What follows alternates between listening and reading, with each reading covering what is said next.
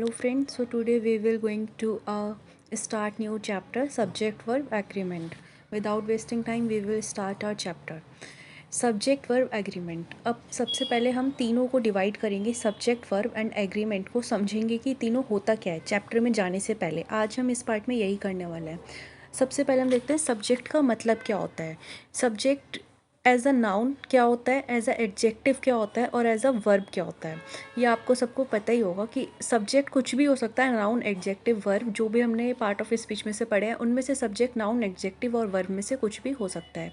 ठीक है, एडजेक्टिव होगा तो डेफिनेशन क्या होती है, the part of a sentence for which a verb is used.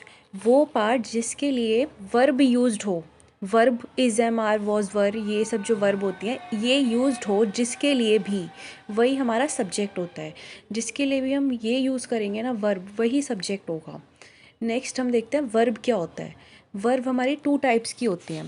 पहला होता है डूइंग वर्ब और बीइंग। ठीक है, अब डूइंग और बीइंग क्या होता है, जैसे फॉर एग्जाम्पल्स हम इसे समझते हैं। हु एम आई, मैं कौन हूँ। हु आर यू, आप कौन हैं। एंड हु इज़ शी, वो कौन है। अब यहाँ पे वर्ब क्या है, एम आर इज़। ठीक है, ये तीनों हमारी वर्ब हैं तीनों एग्जाम्पल्स में। आई क्या है यहाँ पे, सब्जेक्ट हो गया। अब आई सब्जेक्ट है, एम किसके लिए आ रहा है यहाँ पे, आई के लिए आ रहा है, तो आई क्या होगा यहाँ पे, सब्जेक्ट होगा और एम वर्ब होगी। जिस सब्जेक्ट के लिए जो वर्ब आएगी वही हमारा वर्ब हो जाती है। मतलब जिस सब्जेक्ट के लिए हम जो वर्ब यूज़ कर रहे हैं, जैसे आई के लिए हमने एम यूज़ करा, यू के लिए आर, तो वो वर्ब हो गई। और ऐसे हम पहचान सकते हैं कि सब्जेक्ट क्या है जिसके लिए हम वर्ब यूज़ कर रहे हैं। एम किसके लिए यूज़ हो रहा है, हु के लिए तो नहीं, आई के लिए हो रहा है, तो वो वर्ब हो जाएगी। जिसके लिए वर्ब होगा वही सब्जेक्ट बन जाएगा। सेंटेंस हमारे टू टाइप्स के होता है, एक होता है सब्जेक्ट, दूसरा होता है प्रेडिकेट। अब डिफरेंस क्या होता है सब्जेक्ट और प्रेडिकेट में, वो देखते हैं हम। सब्जेक्ट क्या होता है, सब्जेक्ट होता है उद्देश्य। ठीक है, टू टाइप का होता है, पहला होता है डूअर, दूसरा होता है ऑब्जेक्ट। मतलब डूअर जो काम कर रहा है, ऑब्जेक्ट जो हमारा बाद की जो चीज़ है जिस पे वो काम कर रहा है या जो भी चीज़ वो कर रहा है वो ऑब्जेक्ट हो जाता है। सेंटेंस का स्ट्रक्चर आप सबको पता ही होगा, सब्जेक्ट यूज़ करता है, वर्ब यूज़ करता है, फिर ऑब्जेक्ट, फिर अदर्स। ये बहुत बेसिक स्ट्रक्चर है। सब्जेक्ट में पहले हमारा जो भी ही शी वी जो भी है वो, वर्ब में इज एम आर, ऑब्जेक्ट जो भी वो कर रहे हैं प्लेइंग या जो भी है, फिर अदर उसके आगे कुछ अगर स्ट्रक्चर है, मतलब कुछ भी एक्स्ट्रा सेंटेंस में है तो वो। For example we play cricket, cricket कौन खेल रहे हैं, हम लोग खेल रहे हैं, तो प्ले क्या है वर्ब और वी क्या है सब्जेक्ट। वी क्या है यहाँ पे डूअर, डूअर कैसे, क्योंकि हम लोग खेल रहे हैं। कौन खेल रहे हैं, हम, डूअर मतलब करने वाला, हम खेल रहे हैं तो वी हो गया डूअर। और उसके संग वर्ब क्या लगी, प्ले लगा, क्रिकेट खेल रहे हैं वो। अब ज़रूरी नहीं है कि सब्जेक्ट हमेशा पहले आएगा, क्रिकेट हमारा वहाँ ऑब्जेक्ट था और यहाँ पर हमने सबसे पहले यूज़ कर लिया। ठीक है, तो क्रिकेट के लिए हमने यूज़ करा, cricket is played by us, is किसके लिए यूज़ हुआ, क्रिकेट के लिए, क्रिकेट हम लोगों के थ्रू खेला जा रहा है। ठीक है, तो ऊपर हमने देखा क्रिकेट हमारा ऑब्जेक्ट था और नीचे सब्जेक्ट बन गया। Next, how to identify a subject. अब आप लोग सब्जेक्ट को पहचानेंगे कैसे कि सब्जेक्ट है क्या। व्हाट या हु प्लस वर्ब का आंसर जो होगा सब्जेक्ट होगा। क्वेश्चन करेंगे अपने आप से अपने माइंड में,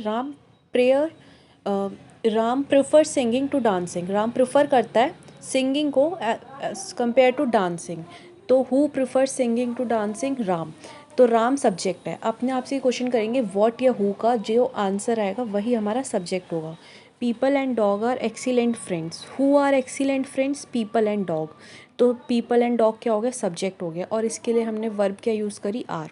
same, smoking cause cancer, what cause cancer, smoking, तो स्मोकिंग सब्जेक्ट हो गया, बाकी वर्ब हमारा कॉज हो गया। ठीक है, ये ऐसे हम सब्जेक्ट को आइडेंटिफाई कर सकते हैं इजली। और सिंपल अपना व्हाट और हु जिसका भी आंसर होगा वही हमारा सब्जेक्ट होता है।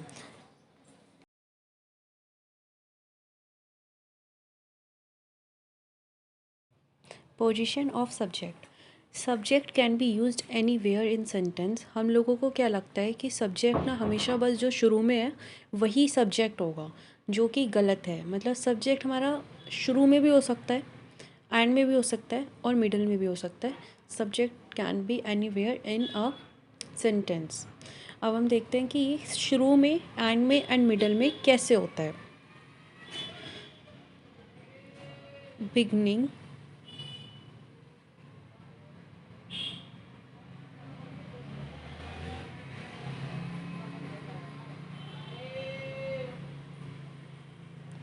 Beginning and middle. बिगनिंग में कैसे होता है, फॉर एग्ज़ाम्पल हम एग्ज़ाम्पल से समझते हैं। जैसे एक हम एग्ज़ाम्पल में बोल देती हूँ, काजल and Siya are friends.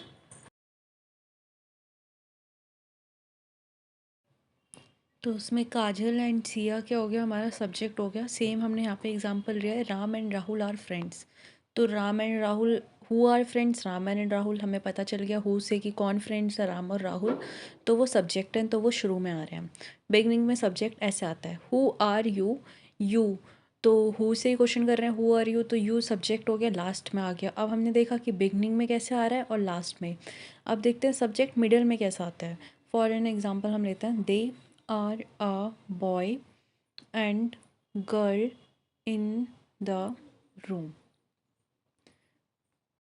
Who are in the room? Room में कौन है, बॉय एंड गर्ल। तो बॉय एंड गर्ल कौन हो गया, सब्जेक्ट। तो ये ऐसे हमारे मिडल में आ सकते हैं। मिडल में सब्जेक्ट ऐसे आएगा, हम अपना क्वेश्चन करेंगे कि who are in the room, तो बॉय एंड गर्ल, और आर किसके लिए यूज़ हो रहा है, सब्जेक्ट के लिए, बॉय एंड गर्ल के लिए। वर्ब हम ऐसे पहचान लेंगे। नेक्स्ट हम देखते हैं वर्ब।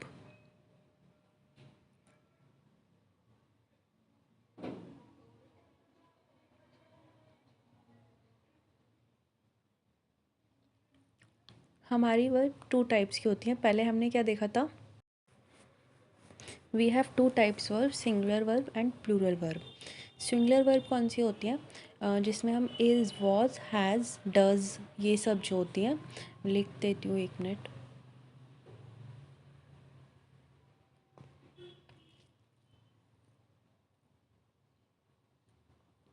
प्लूरल में are, were, do, have and verb की फर्स्ट फॉर्म विदाउट एस और ई एस, ये होती है हमारी प्लूरल वर्ब।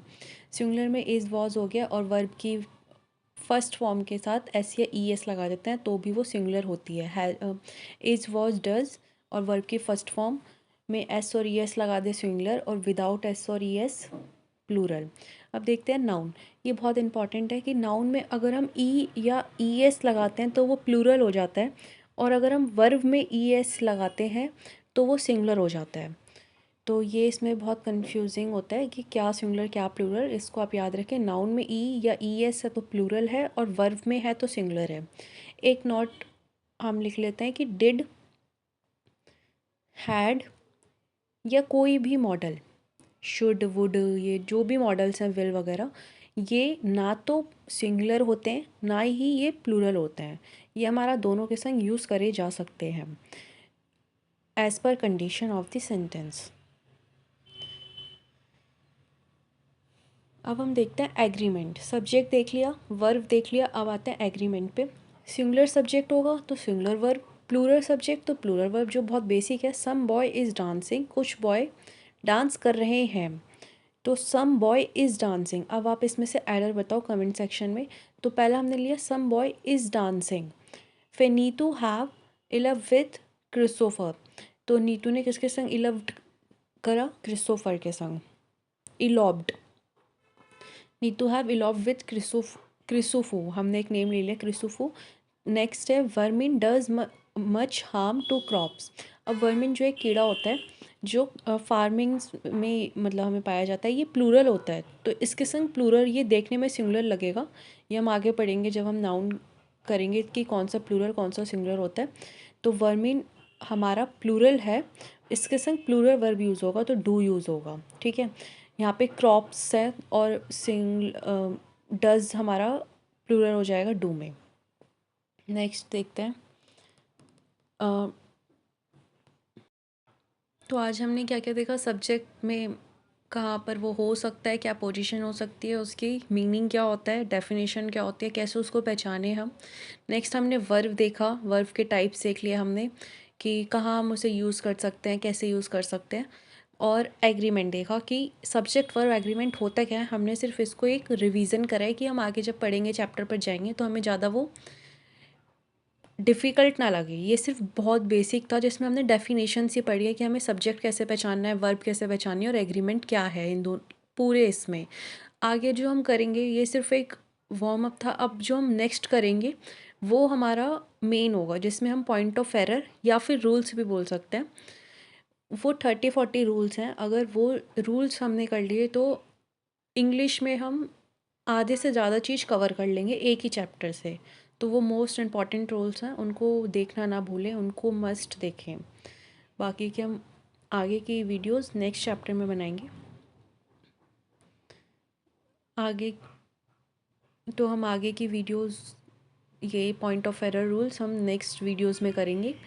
तो thank you so much for watching my video and if you liked it, so please subscribe and comment on my video. Thank you.